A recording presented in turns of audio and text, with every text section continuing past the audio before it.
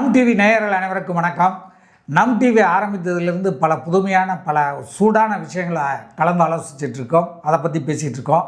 இன்றைக்கு நம்முடைய அரசியல் விமர்சகர் ஆடிட்டர் உமா அவர்கள் வந்திருக்காங்க. அவங்களோட ஒரு விஷயத்தை பற்றி நம்ம விவாதிக்க போகிறோம். அவங்கள சந்திப்போம், வாங்க. வணக்கம்மா. வணக்கம் சார். இன்றைக்கு இந்த முருகனை பற்றி பெரிய சர்ச்சை இந்தியா முழுக்க நடந்துகிட்ருக்கு. முருகன் தமிழ் கடவுள்னு எல்லாருக்கும் தெரியும். எல்லாரும் சொல்லிகிட்டு இருக்கிற நேரத்தில் அவரை இந்திய கடவுளாக ஆக்கிட்டு இருக்காங்க. இதுக்கு முதல்ல பிள்ளையார் சுழி போட்டது என்டிஆருடைய பேரன் ஜூனியர் என்டிஆர் தான். அவர் தான் இந்த பிள்ளையார் சுழியை போட்டு முருக கடவுள் இந்தியாவுக்கு சொந்தமானவர்னு ஆரம்பித்து விட்டார். இன்றைக்கி இந்தியா முழுக்க பேசிகிட்டு இருக்காங்கம்மா. அது என்னம்மா முருகன் இந்திய கடவுளா தமிழ் கடவுளா என்ன அப்படிங்கிறத நம்ம என்ன சொல்ல போகிறோம்? இந்த ரொம்ப முக்கியமான விஷயம், ரொம்ப சென்சிட்டிவான விஷயமும் கூட. ஏன்னா இது மதம் இன்வால்வ் ஆகிருக்கு. ஒரு மதத்தோட கடவுள் அப்படின்றதான் சொல்ல போனோம்னா, இந்து மதத்தோட முக்கியமான ஆணிவேராக இருக்கக்கூடிய சிவன், பார்வதி, முருகப்பெருமான், பிள்ளையார், இப்படி இவங்களை பற்றி பேசும்போது ஒரு தரப்பு இவங்களை இன்னொரு இடத்துல பிறப்பு, நடுவு மத்தியில், இந்தியாவின் நடு மத்தியில் வார்ப்பு, தென்னகத்தில் தங்கிட்டாங்க அப்படின்னு சொல்கிறாங்க. எவ்வளோ பெரிய அபத்தம் அப்படின்றது நம்ம தெரிஞ்சுக்கணும். நாம் சில விஷயங்களை மக்கள் பார்வைக்காக வச்சுருவோம். நம்மளுடைய சொந்த கருத்துக்களை என் மனசில் தோணுது, ஒரு ஆன்மீகவாதியாக, ஒரு அரசியல் விமர்சகராக நம்ம மனசில் தோன்ற கருத்துக்களை மக்கள் பார்வைக்கே வச்சுருவோம். முதல் இது, எல்லா கடவுள்களுக்கும் பிறப்பு இறப்பு இங்கே இருக்குது, முதல் பாயிண்ட். ஆனால் சிவபெருமானுக்கு இருக்கான்றது ஒரு பெரிய கேள்வி. அந்த இதை நம்ம மக்கள் பார்வைக்கே வச்சுருவோம். ரெண்டாவது, தென்னாடுடைய சிவனே போற்றி எந்நாட்டவருக்கும் இறைவா போற்றி அப்படின்ற ஒரு பெரிய தத்துவமே இருக்குங்க. அந்த தத்துவம் ஏன் இங்கே தென்னாடுடைய சிவனே போற்றி அப்படின்னு சொல்லி ஆதி காலத்தில் சொல்லியிருக்கிறாங்க அப்படின்றத நம்ம ஒரு கேள்வியாகவே முன்னாடி வச்சுருவோம். இதிலிருந்து எந்த நாட்டவருக்கு எந்நாட்டவருக்கும் அவர் சொந்தம்தான், ஆனால் தென்னாட்டில் அவரை முழுமனதாக உணர்ந்தாங்க, இங்கே தான் முதலாக உணரப்பட்ட ஒரு இடம் அப்படின்றது. அடுத்து, இப்போ முருகப்பெருமான், பிள்ளையார், இப்படி வருஷா வருஷம் சர்ச்சையை கொண்டு வராங்க. இதனுடைய அடிப்படை தத்துவம் எங்கேருந்து வருது? நம்ம மதத்துக்குள்ளே போக வேணாம். இது அரசியல் பிரச்சனையாக தான் இன்னைக்கு பார்க்குறாங்க. அரசியலை மட்டும்தான் நம்ம பேச போகிறோம். இது மதத்துக்குள்ளே போய், ஏன்னா பெரியவங்க எவ்வளவோ பேர் ஆன்மீகவாதிகள் இருக்கிறாங்க. நம்ம சொல்கிற அந்த லாஜிக்கலான கேள்விகளுக்கு அவர்கள் அதுக்குரிய பதில்களை உரிய ஆதாரத்தோடு கொடுப்பாங்கன்னு நான் நம்புகிறேன்.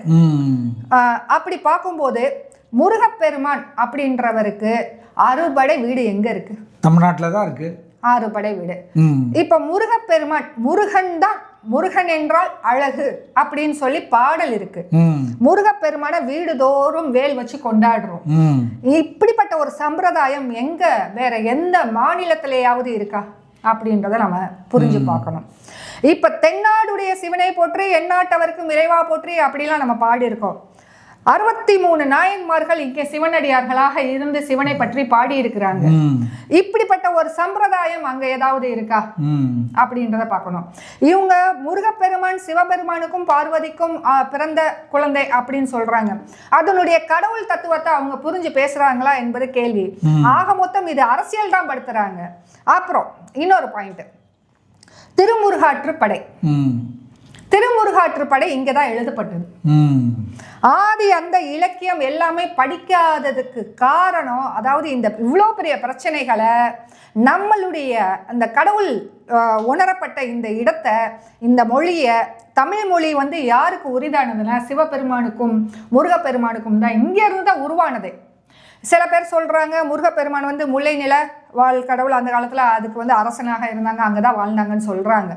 எப்பேற்பட்ட தத்துவங்களுக்கும் நம்மளுடைய பாரம்பரிய முறைப்படி நமது முன்னோர்கள் தான் நம்மளுக்கு வழிகாட்டிகள், கடவுள்கள். மனித இனம் எங்கே தோன்றி இருக்கு அப்படின்னு பார்த்தோம்னா இந்த தமிழகத்துல தான் தோன்றி இருக்கு. இன்னைக்கு தேதியில அதை கிளைம் பண்ணி வேற வேற வரலாற்றையே மாத்திக்கிட்டு இருக்காங்க. இதுக்கு உலக நாடுகளும் சரி, இந்திய அளவிலும் சரி, உலக அரங்கிலும் சரி மிகப்பெரிய சதி நடந்துகிட்டு இருக்கு. மொழியை எடுக்கிறாங்க, இனத்துக்குரிய அந்த கலாச்சாரத்தை அழிக்கிறாங்க, கடவுள்களை மடை மாற்றுறாங்க, வேற நிலத்துக்கு சொந்தம் சொல்லி மடை மாற்றுறாங்க. இப்படி பல விதமான அரசியல் நடந்துகிட்டு இருக்கு. அதுல இது ஒரு அரசியல். ஆக மொத்தம் இப்ப திருமுருகாற்றுப்படையில கூட நம்ம சொல்லும் போது ஏதாவது ஒரு இடத்தை வடநாட்டோ அடுத்த மாநிலத்தை சார்ந்ததோ, தென்னாடுன்றது நான் சொல்றது வந்து நம்மளுடைய தமிழ் மொழி மட்டும் இல்லாம தெலுங்கு, மலையாளம், கன்னடம், இப்படி இந்த பகுதிகளில் இருக்கிற எல்லாத்தையுமே நான் மொத்தமாக மலையாள மக்கள் வந்து பழனி முருகனை மிகப்பெரிய அவங்களுடைய குலதெய்வமாக கும்பிட்டுட்டு இருக்காங்க. இப்படி இருக்கும்போது திருமுருகாற்றுப்படையில எவ்வளவோ விஷயங்கள் சொல்லப்பட்டிருக்கு. எங்கேயாவது இது சம்பந்தமான விஷயங்களை யாராவது ஃபாலோ பண்றாங்களா என்னன்னு சொல்லுங்க. ஔவையாரே வந்து பாடியிருக்கிறாங்க. ஔவையார் பாடியிருக்கிறாங்க. ஔவையாரை இன்னைக்கு தமிழகம் எங்கேயாவது நினைவு கூறுகிறதா அப்படின்றது என்னுடைய கேள்வி, முதல் கேள்வி. முருகன் ஏன் இந்த கேள்வியை வந்து நம்ம கேட்டே ஆகணும். இன்னைக்கு தேதியில தமிழ்ல முக்கியமான ஒரு மிகப்பெரிய புலவர் மட்டும் இல்ல, முக்கியமான ஆன்மீகவாதி, முருகப்பெருமானை பாடி பாடியே முக்தி அடைஞ்சவங்க, அப்பேற்பட்ட விநாயகர் அப்பேற்பட்டவங்க விநாயகர் அகவல்ல எவ்வளவு விஷயங்களை சொல்லி கொடுத்துருக்காங்க. முழு தத்துவத்தையும் சொல்லி கொடுத்துருக்காங்க.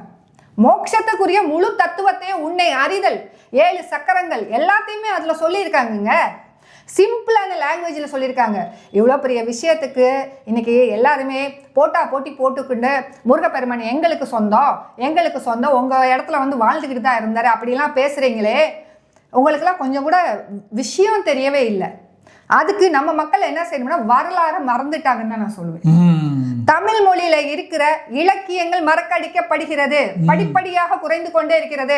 நாலடியார் எவ்வளவு விஷயங்கள், 63 நாயன்மார்கள் எழுதிய திவ்ய பிரபந்தங்கள், அதாவது இந்த நேத்து தான் படிச்சுக்கிட்டு இருந்தேன், ஞான சம்பந்தன் எழுதிய அத்துணை நூல்களும் வந்து இங்க மறக்கடிக்கப்பட்டுக்கிட்டு இருக்கு. ஒவ்வொரு விஷயம் மறந்துகிட்டு இருக்காங்க. ஏன்னா நம்ம தமிழ் இளைஞர்களுக்கு, தமிழ் குழந்தைங்களுக்கு வந்து தமிழ் பேச தெரியறத படிக்கவே தெரியல. இது ஆங்கிலத்துல தான் தமிழ் எழுதி படிக்கிறாங்க. ஒரு இனத்தை நீங்கள் வந்து மடை மாற்றணும்னா முக்கியமா மொழியை வந்து மறக்கடிக்கணும். மொழியை மறக்கடிச்சீங்கன்னா அதுல இருக்கிற அந்த புலமை பெற்ற அந்த இலக்கணம், இலக்கியங்கள், ஆன்மீக இலக்கியங்கள் எல்லாமே வந்து அழிஞ்சு போயிடும். சகோதராவா வந்து புரோவாக்கிட்டோம், அப்புறம் எப்படி தமிழ் அவங்களுக்கு தெரிய போகுது? இல்ல, சகோதரர்களை இங்க ப்ரோ மட்டும் ஆகல, ஜீனு ஆக்கிட்டாங்க, எல்லாமே ஆக்கிட்டாங்க. நம்ம யாரையும் குறை சொல்லல. இதுல மொழி அரசியல் இருக்கு, இதுல வந்து இன அரசியல் இருக்கு, இதுல மத அரசியல் இருக்கு, இதுல சாதி அரசியல் இருக்கு. இந்த முருகப்பெருமான் விஷயத்துல நான் வந்து இது அரசியலாக தான் நான் வந்து சொல்றேன்.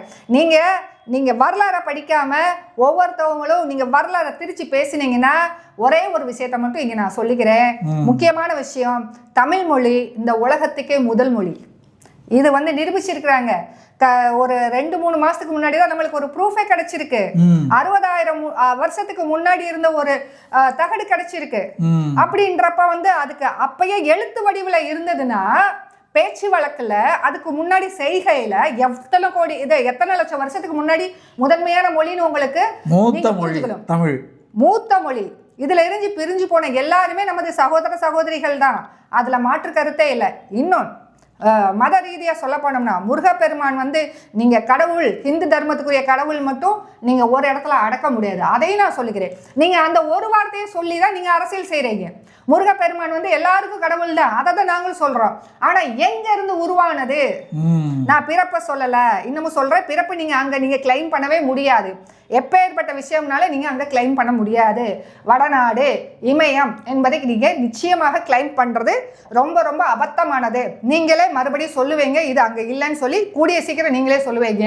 ஆனா எல்லாமே உணரப்பட்ட இடம் வந்து இந்த தமிழகம், இந்த புண்ணிய பூமி.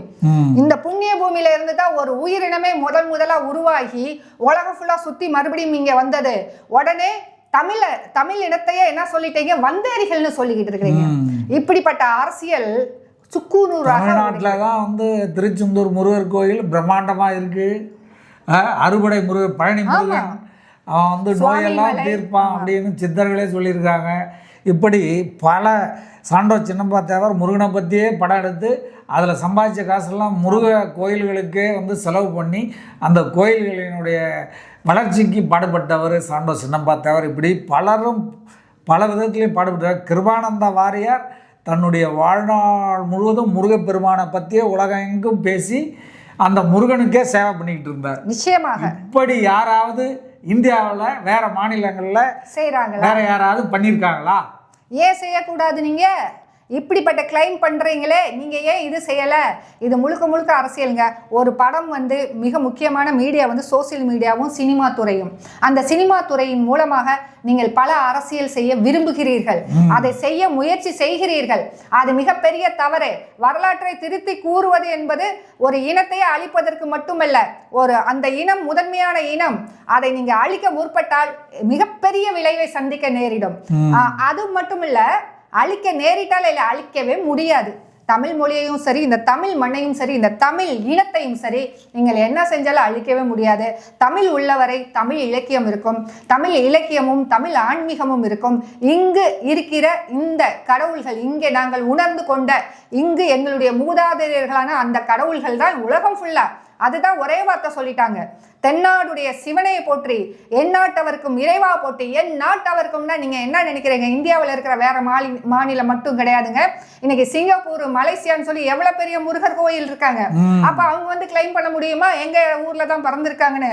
எல்லாத்துக்கும் மிக முக்கியமாக ஸ்ரீலங்கால முருகப்பெருமான் வழிபாடு மிக பிரமாதமான பிரசித்தி பெற்ற ஒரு வழிபாடு.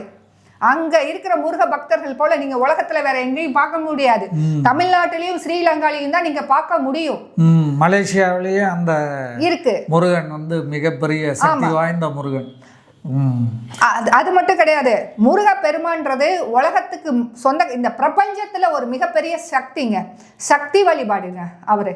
அது தமிழ் கடவுள், அவர் தமிழ் கடவுள் தாங்கிறதுக்கு பல ஆதாரங்கள், பல விஷயங்கள் இருக்கு. இதெல்லாம் வந்து தமிழ் சமய பெருமக்கள் வந்து இன்னும் நிறைய இதற்கான ஆதாரங்களை எடுத்து சொல்லணும்.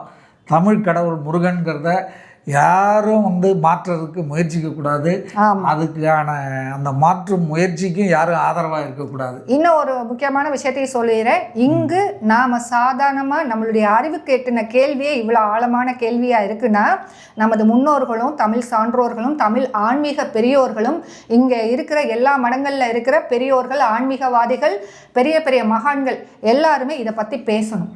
இதை பற்றி பேசி தெளிவான விளக்கத்தை பொதுமக்களுக்கு தெரிவிக்கணும், உண்மையை எடுத்து சொல்லணும். இதுதான் எங்களுடைய ஒரு மிகப்பெரிய கோரிக்கை. இந்த நேரத்தில், இந்த தருணத்தில் எங்களுடைய கேள்விகளை இந்த மக்கள் மத்தியிலேயே நாங்கள் விட்டு விடுகிறோம். அவர்கள் உண்மையை புரிந்து கொண்டால் சரி என்று நானும் நினைக்கிறேன். மீண்டும் அடுத்த வீடியோவில் சந்திக்கிற நேயர்களே, நீங்கள் நம் டிவியை சப்ஸ்கிரைப் பண்ணுங்கள், பெல் பட்டன் அழுத்துங்க, இந்த வீடியோவை எல்லாருக்கும் ஷேர் பண்ணுங்கள், உங்களுடைய கருத்துக்களை கமெண்ட் பாக்ஸில் போடுங்க. மீண்டும் அடுத்த வீடியோவில் சந்திக்கிற நேயர்களே, நன்றி, வணக்கம். வணக்கம்.